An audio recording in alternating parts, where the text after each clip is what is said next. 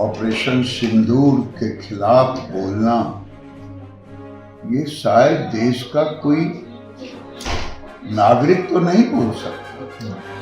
जो दुश्मन देश का हो, पाकिस्तान का, वो शब्द उन्होंने बोलने का काम किया। हमारे साथ बातचीत करने के लिए हैं केंद्रीय मंत्री गिरिराज सिंह जी। गिरिराज जी, आज एक बार फिर से leader of opposition Rahul Gandhi ने महिला आरक्षण बिल को लेकर अपनी बात रखी। शुरुआत तो उन्होंने महिला आरक्षण से की, लेकिन बीच में जाकर फिर वो प्रधानमंत्री पर आ गए। फिर उन्होंने मैजिशियन बोला, उन्हें बालाकोट का मैजिशियन बोला, उन्हें नोटबंदी का मैजिशियन, ऑपरेशन सिंदूर का मैजिशियन बोलने लगे और बहुत हंगामा हो गया। क्या कहना चाहिए? देखिए, हम देश जब राहुल गांधी खड़े हुए तो देश सुनना चाहता था एलओपी को, और लगा कि एलओपी बोलेंगे, लेकिन एलओपी दिख नहीं पाए और वो एलओपी दिख गए एज ए मैजिशियन पीसी सरकार के रूप में। और पीसी सरकार, और कभी मैं कह नहीं पाऊंगा उन शब्दों को, वो महिला बिल पर तो बोल ही नहीं पाए। वो पीसी सरकार का जादूगर बन गए और महिलाओं को छोड़ दिया और अपनी जादूगरी दिखाने लगे। और मैं उनको जोकर तो कह ही नहीं सकता।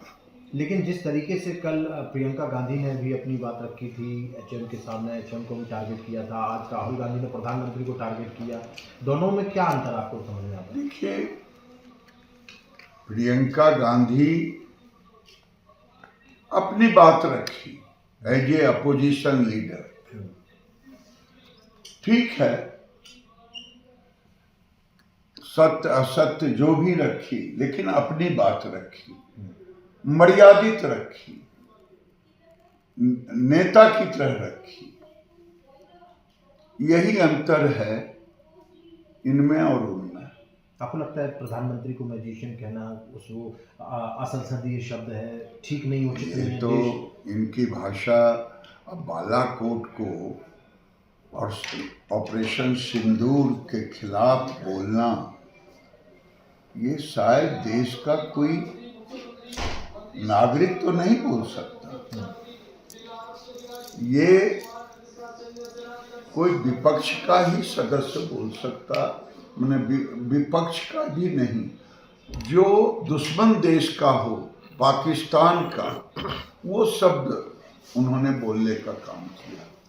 एक अंतिम सवाल, बिल की क्या स्थिति, आपको क्या लगता है? बिल पास हो पाएगा, गिर जाएगा, क्या स्थिति होगी?